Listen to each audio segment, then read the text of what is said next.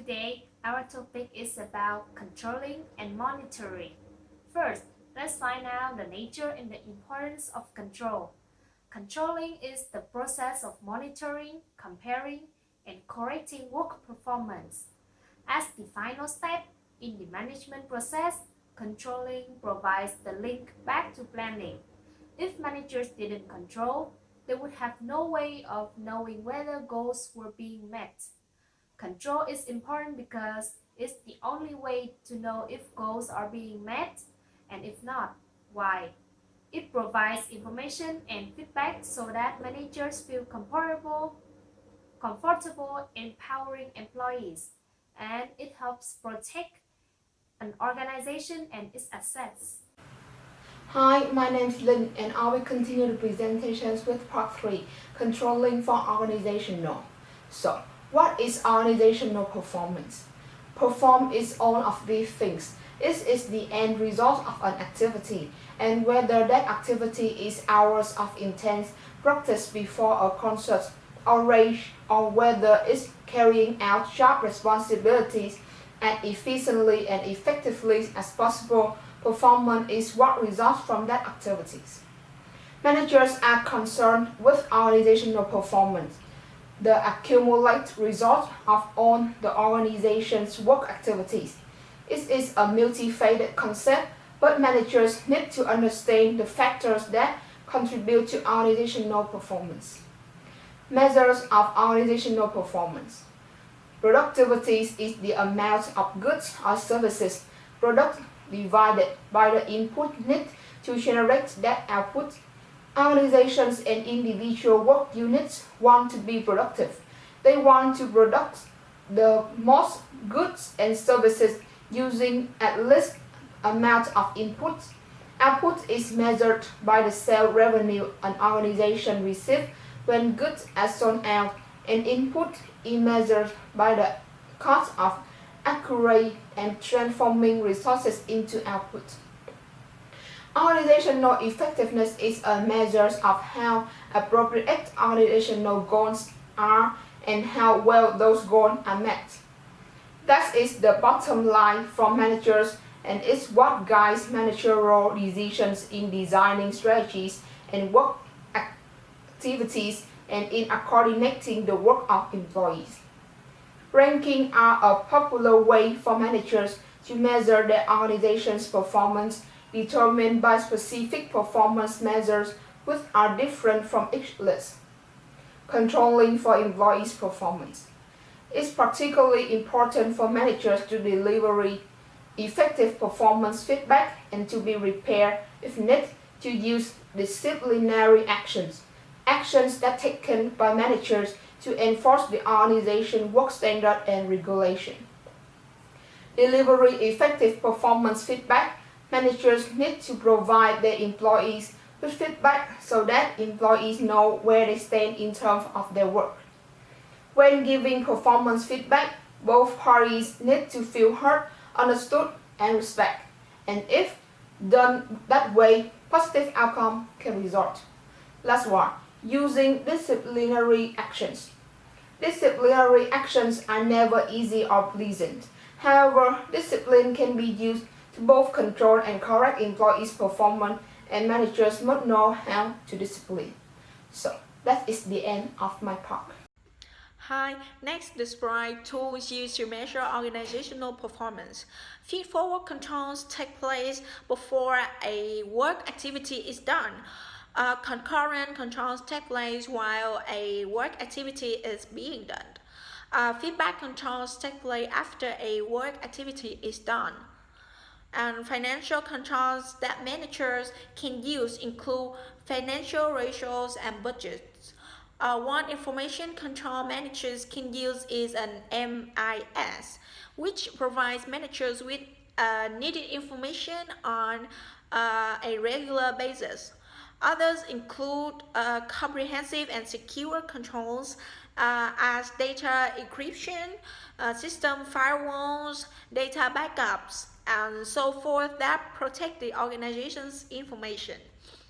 Balanced scorecard costs provide a way to evaluate an organization's performance and in four different areas rather than just from the financial perspective.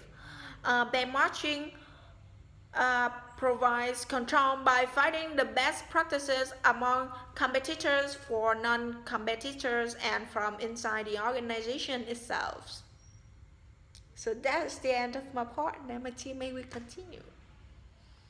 Well, to discuss about the contemporary issues in control.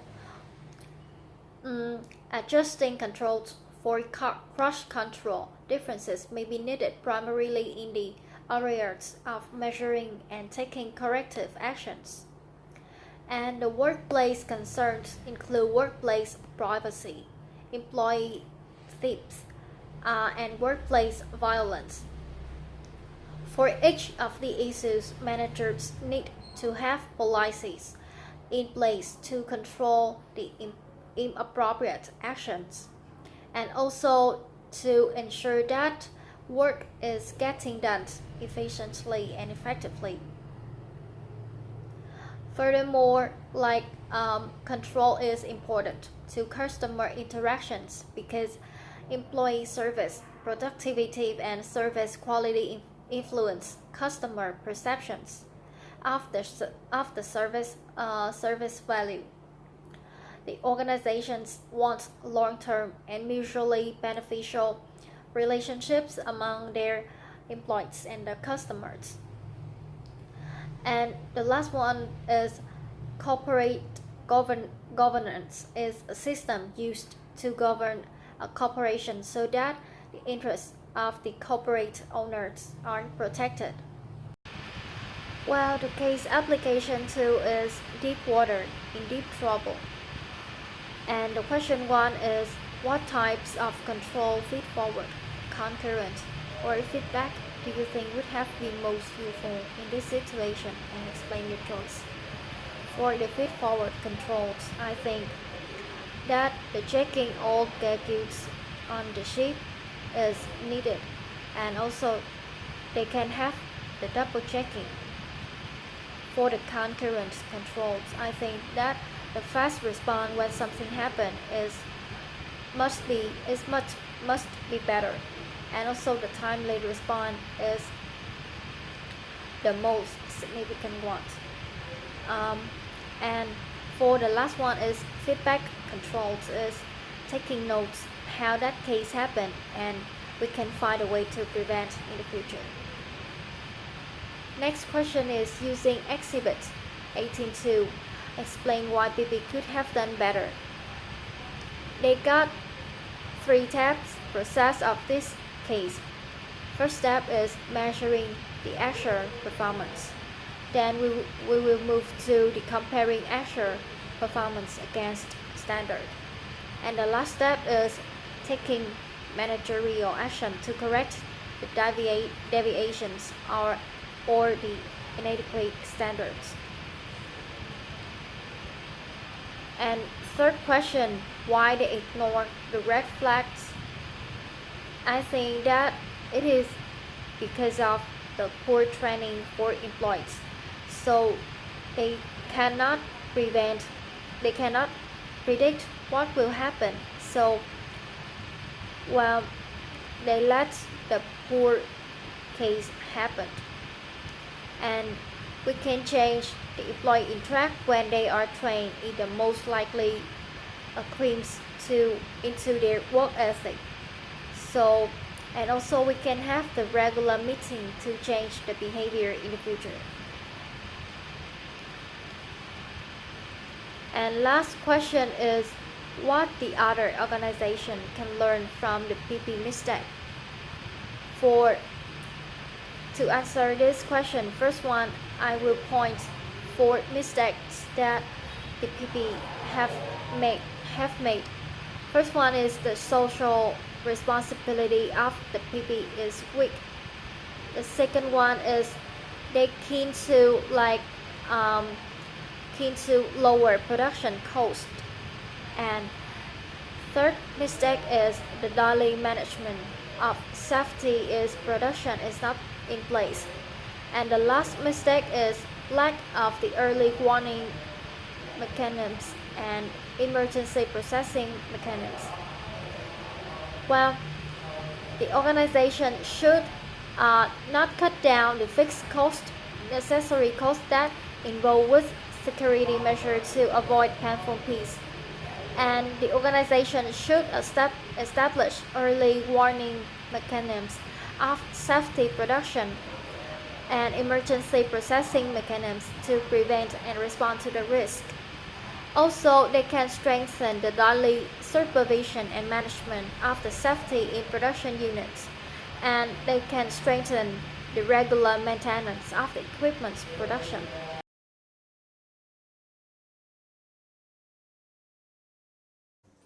Now, let's move on to the manager's dilemma.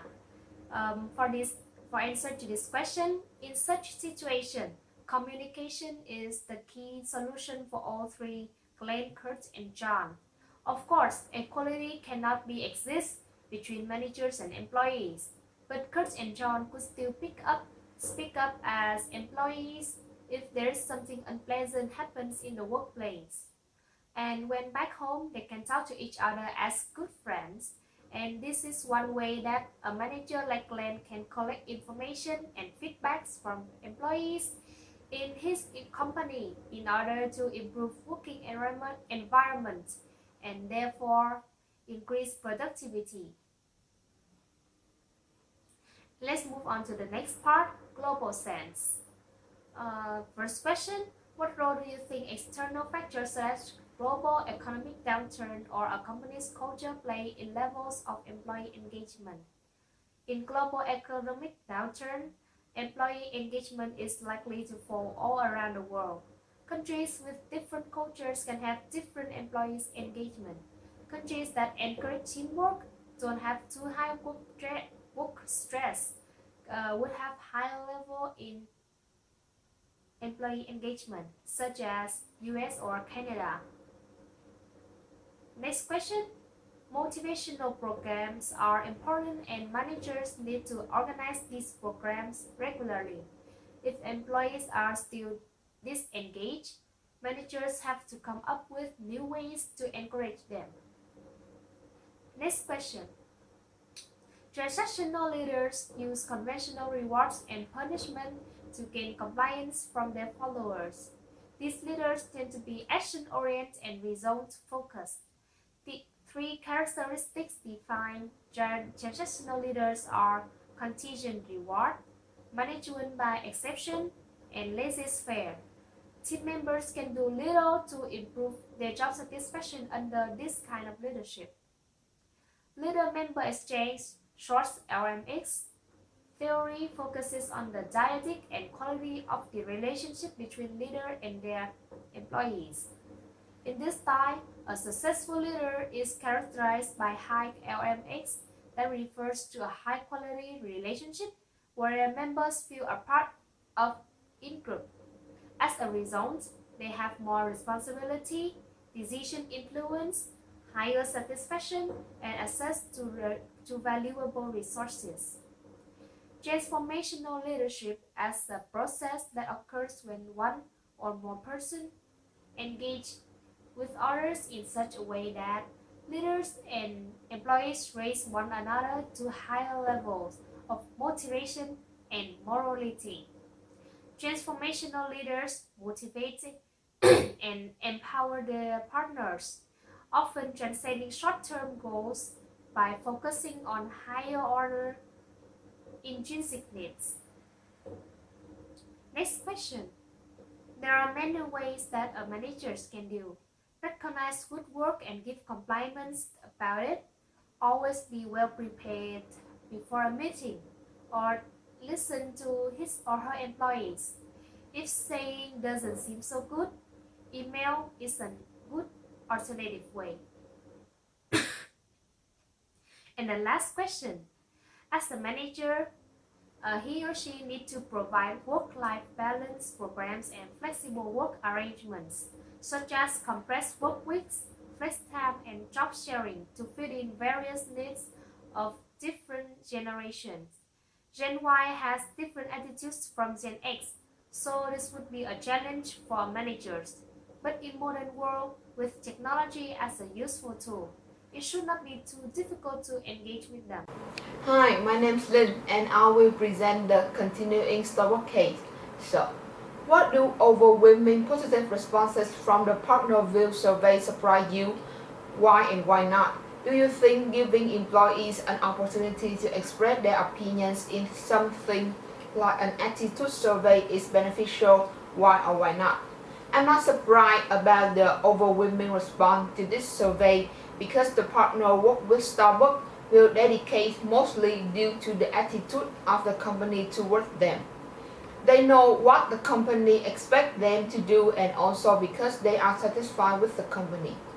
Giving the employees the opportunity to express is really beneficial because the company gets to know the factors and areas where the partner are happy with the company and the area which needs some consideration to meet the expectations for the employees.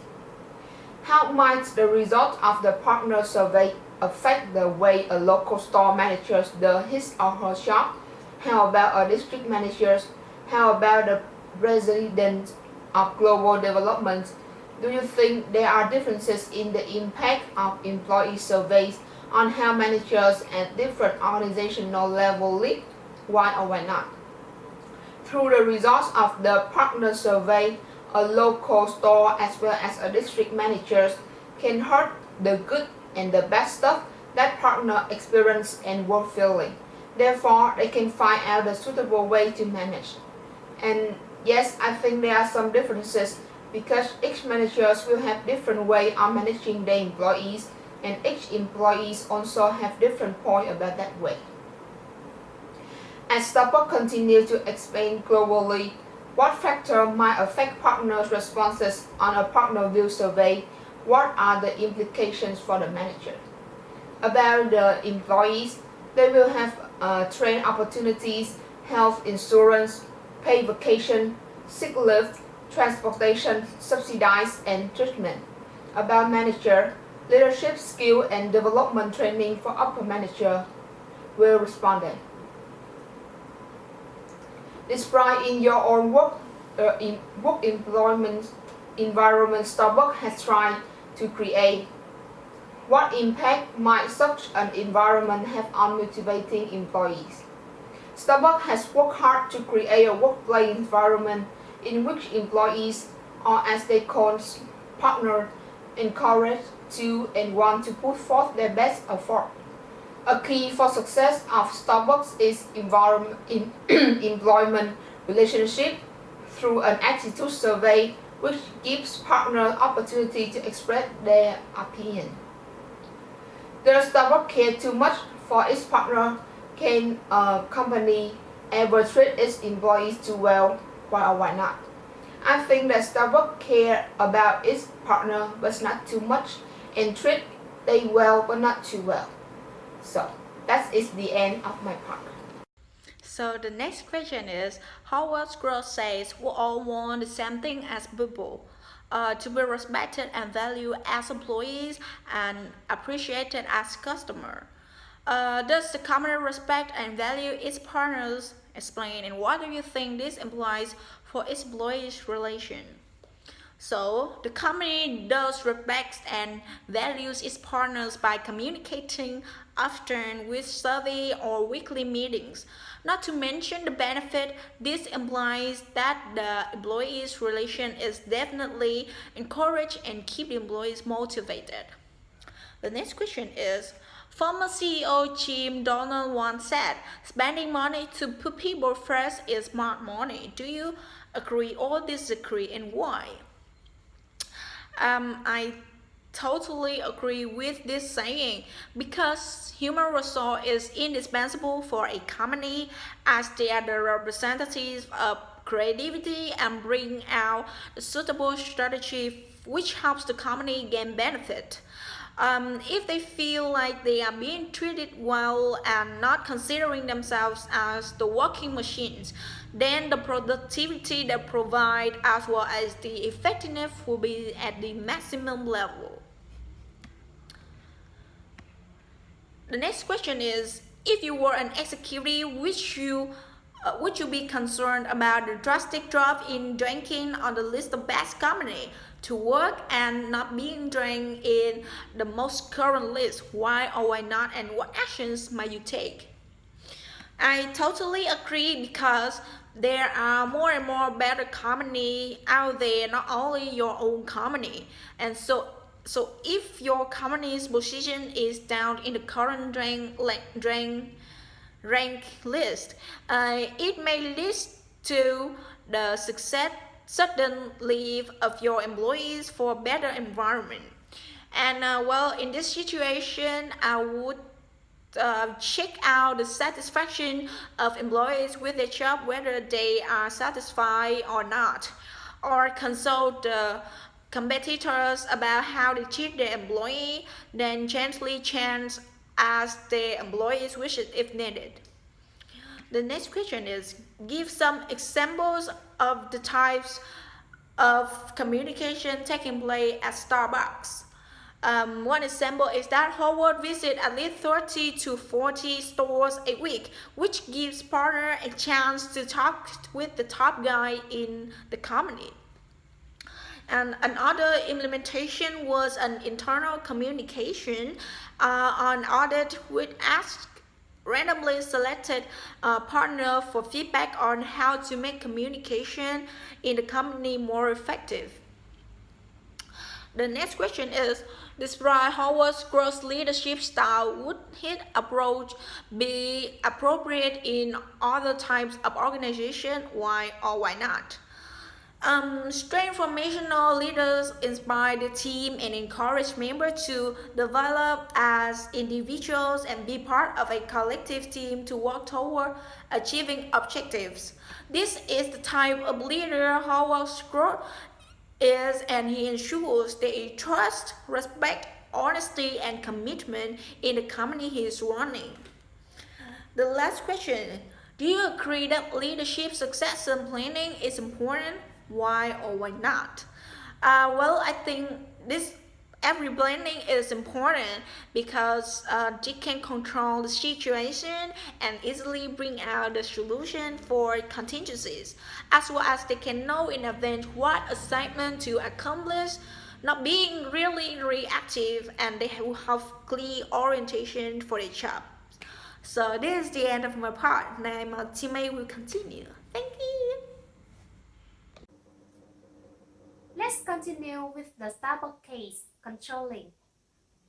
First question, Coca-Cola since 1970s has took amount of innovation to satisfy the market, and Starbucks is famous for innovation strategies too. So Starbucks could be a good benchmark for Coca-Cola. One another company is Nestle. It seems that this company doesn't keep a close relationship with their customers, and Starbucks did really well in this part. So this one is a good point that Nestle can learn from Starbucks. Next question. A retail store manager can forecast predicting next sales on the basis of 4 years of previous sales data, surveying partners to know customers' taste and favorite beverage, making the revenue budget to know the store revenue clearly, schedule with which partners work at where, what they need to do, and which day should they be on duty.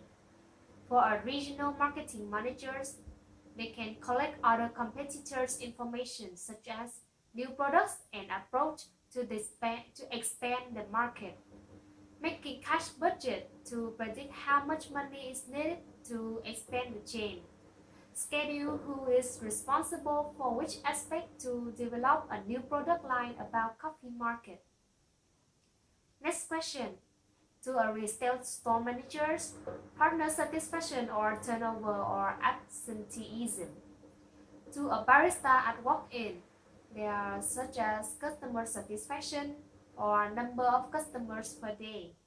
To a drive-through store, number of customers per day is important, and the amount of time it takes to serve a customer. Next question. Starbucks use feed-forward and feedback controls. They try to anticipate the problems that can be raised when opening a new store. And feedback is used when there is something unexpected happens, such as fraud in gift cards. Next question.